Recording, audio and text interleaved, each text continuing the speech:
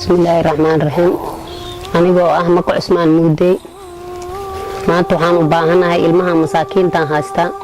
نوغان كو يتون سنة لغا جوغا انتو ساني هاي دالك وح ملاغا قو كرا لير ديبدا وح لاغا قو كرا أنيغان وحان هاستو وما انتو اون ديبدا اون كو جيستان ما هاستو وف اسك دواتيسن واسم مساكين آهناي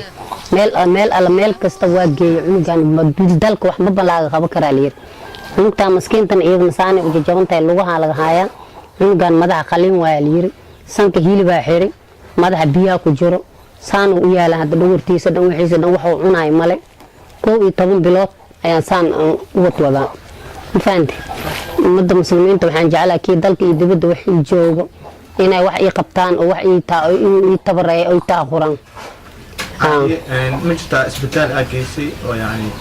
وحو قبطان عنيقا مايم اسبتال واقعي كمبيوتر ay saareen iskaan ay saareen wax kasta ay ka qabteen waxay yireen dibad ma ogdal waxba ma aga qabo karnay dhahay isbitaal masaariya anigana dibad waxaan awoodi kar mal awood oo dibad wax ugu dir ma hayo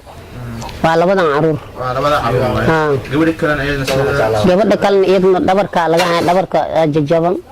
lugaha waa laga hayaa ma istaagi karta iyadna tunjiya saxarada laga qaada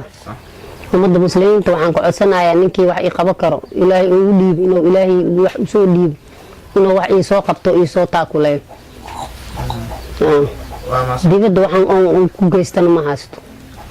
meeqa isbitaal geysay masaaridan geey waxaan geey banaadiraan geey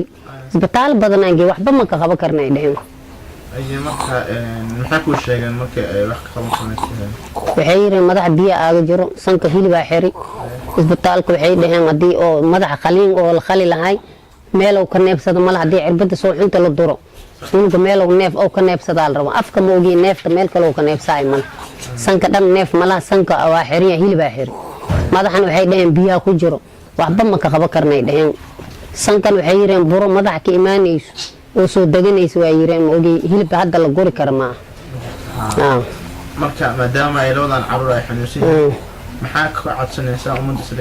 muslimiinta gaar ahaan ummadda Soomaaliyeed ummadda muslimiinta waxaan ku codsanayaa inay wax iila qabtaan ilmaha masaakiinta ama dal aan noqoto ama dibad aan noqoto inay wax igu soo taakuleeyaan oo wax codsi oo wax iga qabo karaan oo iga qabtaan aan jeclahay marka asxaabi u jeedaan ilmahan inay xanuunsan yihiin midkan kaligiis maaha gabadhaasna eedana way dhiban tahay sida maamada ay sheegtay ma socon karto lugaha iyo dhabarka ay eedana xoogo ka culustahay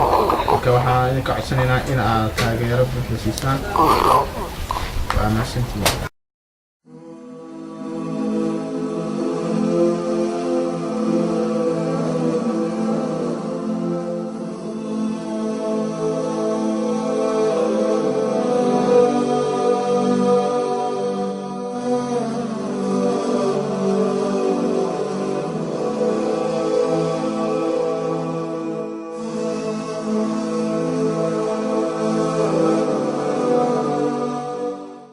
سوف نبقى هنا